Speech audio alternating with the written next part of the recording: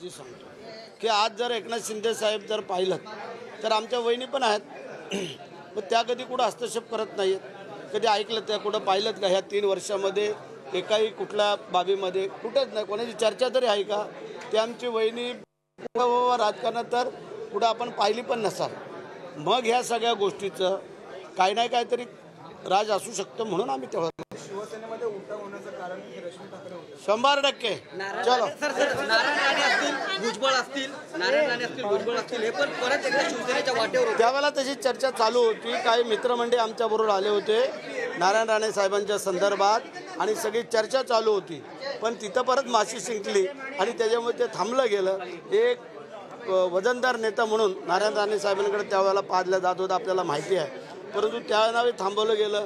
राजसाहेब ठाकरे तर स्वतः ज्यावेळेला उद्धवसाहेब आजारी झाले तेव्हा त्यांना लीलावतीला नेण्यापासून परत आणण्यापासून स्वतः राजसाहेब आम्हालाही वाटलं त्यावेळेला की यांनी एकत्र यावं, पण तिथंही ते काही घडू दिलं नाही आहे.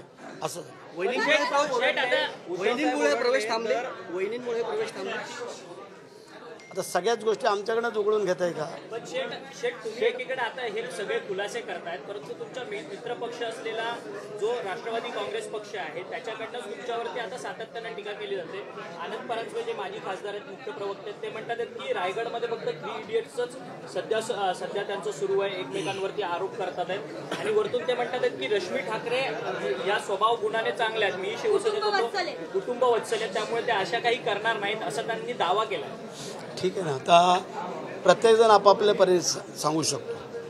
तो किती जवळ होता, काय होता हे आम्हालाही सगळ्यांना माहिती आहे. परंतु आता काही गोष्टी अशा असतात की त्यांना जे काय टोचतंय की त्यांचं जे काय पालकमंत्री पदाला जे काय स्थगिती दिली ती त्यांच्या जिवारी लागली असेल आनंद परांजपेंच्या, असं आम्हाला वाटतं आहे. आणि म्हणून करता त्यांना हे काही ना काहीतरी बोलावं लागतं आहे. पण त्याला उत्तर आमचे कार्यकर्ते आणि पदाधिकारी देतील. घोटाळे देखील काय आहेत ते आम्ही बाहेर काढू असा थेट इशारा ते 100% त्यांनी काढावं. त्यांनी आमचे घोटाळे बाहेर काढले. आत्ता सांगतो तुम्हाला, या क्षणाला जर ना राजीनामा दिला तर भरत शेठचं नाव नाही सांगणार.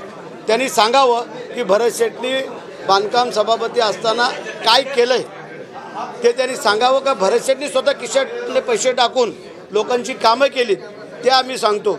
मग एकतर जर काय त्यांनी उघड केलं तर आज तुम्हाला एवढ्या सगळ्यांसमोर सांगतो, मी माझ्या मंत्रिपदाचा आमदारकी सहित राजीनामा देतो. नाही तर त्यांनी त्या परांजपे बोललं ना, त्यांनी त्याच्या तोंडाला काळं फासल का हे त्यांनी सांगावं. चला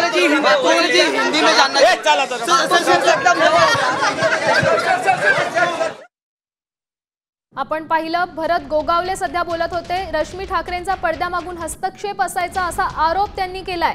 एकनाथ शिंदे मुख्यमंत्री असताना वहिनींनी कसल्याही प्रकारे हस्तक्षेप केला नाही असं देखील त्यांनी सांगितलंय.